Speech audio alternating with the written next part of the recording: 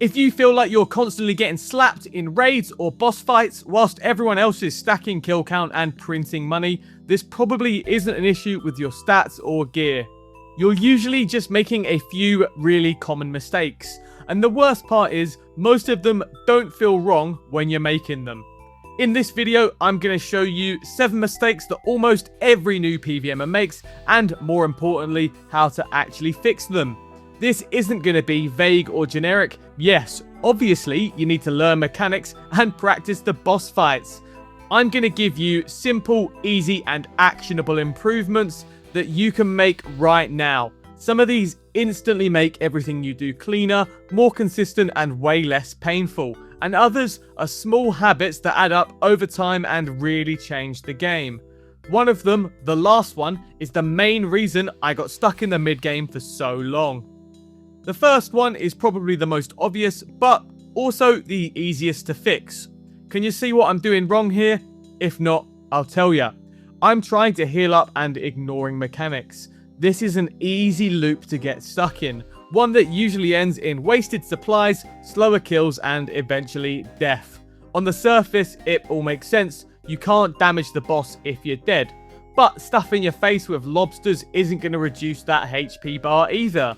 The longer the boss is alive, the more damage you take. The more damage you take, the more food you need to eat. It's a never-ending cycle of crippling DPS loss. A great example of a place that you'll really notice this impact your success rate is in the Corrupted Gauntlet. If you waste too much time eating, the chip damage you take, even when praying correctly, means that you'll likely run out of food and die. It's a massive waste of time. Some sweaty PvMers would tell you simply don't take damage. Sure, that's the long-term goal, but it doesn't help you right now. Here's the advice that's actually going to help. Know the boss's max hit. You only need to eat when you're below it. Safe up during downtime. If you can't attack for any reason, use this time to heal. Saradomin brews don't delay your attacks, so these are super useful in fights with no natural pauses to eat up. Just remember to follow up with a super restore potion, because brews drain your stats. Put that into practice and you'll shave so much time off your kills and massively increase your chances for success. This next one can be a good habit, but when overused, it can easily cause your progress to stall. Especially when you're learning something new, it's easy to get tunnel vision focusing on one mechanic. This is actually something you should be doing when you're first learning. It's natural to tackle one thing at a time and piece everything together, but this can become a problem if you never expand beyond it. A lot of mid-game players get stuck here, handling mechanics in isolation, but failing when multiple things happen at once. This isn't just about specific boss mechanics. Prayer and HP management are critical for survival, and as you progress, you'll add things like special attacks, potions, thralls, and loads more to optimize fights. A great early example is Jad in the fight caves. Most learners can handle prayer switching. Some can even track prayer and HP at the same time. But the second the healers appear and you need to click another monster, that's when shit hits the fan. Mastering one mechanic at a time is important. When you're learning to drive a car, you don't just do everything at once. You learn how to go forwards, then pretty quickly you learn how to brake. Then everything on top of that. Gear changes, signaling, whatever. I'm not a driving instructor. The point is, eventually, you do need to start doing all of this at the same time. If you're just focused on one piece of the puzzle, you're going nowhere. In RuneScape, you don't have an instructor guiding you through this, so the only way to learn is to jump into content that forces you to handle everything at once. But unlike learning to drive, if you fuck up playing RuneScape, no one's gonna die, so what are you afraid of? The next one pairs perfectly with eating through damage. Reacting to every hit and constantly stuffing your face slows you down, but that doesn't mean never eating up. You don't want to be risking it, always one mistake away from death. I'm guilty of this one, overvaluing your supplies. Food, potions, and brews are not precious resources that you need to desperately cling to. They're tools that you need to use to get the job done. Too many mid-game players panic about running out and end up hoarding everything. Your supplies are only useful after they've been used. If you run back to the bank with them every time you didn't need them in the first place, you could have bought something else. In long wave-based content like the Inferno, Doom, or the Colosseum, running out of supplies is a real concern. You should absolutely be aware of that. But if you're halfway through a Vorkarth trip and you've got 20 HP with an inventory full of sharks, just eat up. If you've ever died from something dumb that a quick heal would have avoided, don't worry, we've all been there. The good news is, once you realize this, all you need to do is stop doing it. You don't need to learn or practice anything new. It's that easy. I know supplies can be expensive, but they are way cheaper than gravestone fees when you end up getting yourself killed. Supplies exist to keep you alive long enough to deal damage and get results. Constantly worrying about running out is a distraction at best. This is a mindset change you can make right now without even stepping into a boss or a raid.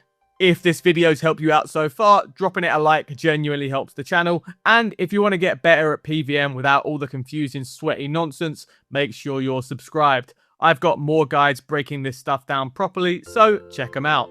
We've already talked about having tunnel vision and focusing too hard on one thing. This one's the opposite. Trying to do too much at once. Overcomplicating and overthinking everything is one of the best ways to achieve absolutely nothing. All of my guides focus on mastering the basics. This is the shit you need down before you start adding the sweaty weird stuff. There's nothing wrong with the sweaty weird stuff, of course, it's got its place. But when you're first learning, it's complicated and unnecessary. Don't run before you can walk is a common saying. In RuneScape, trying to do everything at once feels more like trying to do a triple backflip before you can even crawl. You don't always need to do that crazy 8-way switch. You don't need to squeeze in every single hit. Crazy prayer flicking to save a point or two, completely optional. Combo eating, optional. And no, you don't need 7 different spec weapons for every fight.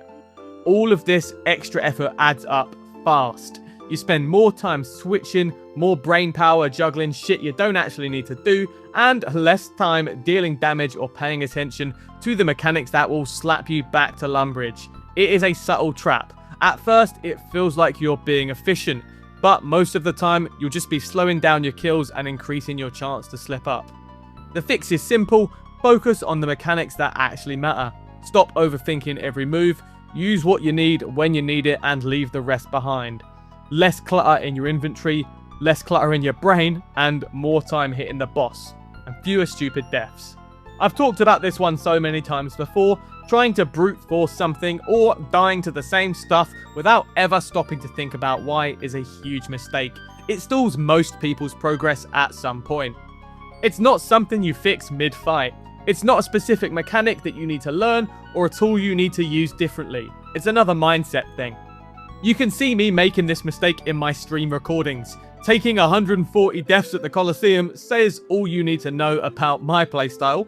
I like learning by doing, making mistakes and fixing them. I'm terrible at reading long wiki guides or watching 30-minute boss videos. None of it sticks. I'd love to blame TikTok brain rot, but honestly, it's probably just a me problem. If you like learning this way too, when you die or mess something up, just take a second and think about what actually went wrong. Not every time, shit happens, and overanalyzing everything is just as bad. But if the same thing keeps killing you, take 5 minutes and try and figure out why. Chances are you're making one of the other mistakes on this list. A huge part of being successful at PvM is being able to quickly react to what's going on around you. But playing purely reactively is leaving easy gains on the table. A lot of newer PvMers are completely reactive. You take damage, you eat. The boss does something, you move or pray. Good players think ahead. They're already ready to move before they see an attack coming. They've put themselves in good positions or organised their inventories. They're eating during downtime, not in the middle of everything going wrong. It doesn't have to be complicated. Most bosses run on some kind of schedule. You don't have to count every single tick, but having a rough idea of when an attack is coming is game changing. It really lets you keep things smooth and avoid having to make decisions whilst you're panicking. A really simple example, if you know a boss is about to force you to move, don't wait until the last second and then run around like a headless chicken. Move early, stay in control, and keep your damage up. The volatile earth phase in Doom is a great example of this, so is the freezing eye blast at Duke. Reactive gameplay feels messy, proactive gameplay feels controlled. You don't need perfect mechanics for this, you just need to start thinking one step ahead. This is the last one and probably the biggest roadblock I've experienced, trying to copy endgame setups without understanding why they work or being able to pull off the crazy shit top tier players are doing. Don't look at the wiki, see the gear you've got isn't on the recommended list and just assume you can't do it. If you wait until everything is perfect, you'll never do anything. And don't watch endgame PvMers and expect their advice always applies to whatever you're learning. Some people can watch a mega sweaty tick perfect guide, take it all in and execute it perfectly. I know I can't, and if you can't either, that's completely fine. Advice from top tier players is useful, but you need to think about the context before taking it as gospel. You don't need to do everything the experts are doing to get results. You optimize after you learn the basics. Getting overwhelmed by all of the niche tech is a surefire way to fail, as we've already covered. If your goal is to min-max everything and play perfectly, yeah, you'll get there eventually, but most people don't need that initially. You just need to understand what you're doing and get comfortable with the basics. Once you've got that down, you can start layering in all the sweaty stuff, but until then, stop copying what endgame players are doing. Try to start learning why they're doing it, and then apply it when it becomes necessary to improve. There are loads of bosses in this game, and yeah, learning each one takes time. But most people don't struggle because they can't learn or memorize specific mechanics. They struggle to apply the broader concepts and strategies that this game doesn't teach you intuitively. If you can fix even a couple of these mistakes, you'll notice a massive difference straight away. Cleaner kills, less panic, fewer deaths, and honestly, just a lot more fun actually playing the game. Don't worry about being perfect, you'll still make mistakes, you just have to learn from them. But hopefully, you can take some of the stuff I've talked about today on board and learn from my mistakes instead of making your own.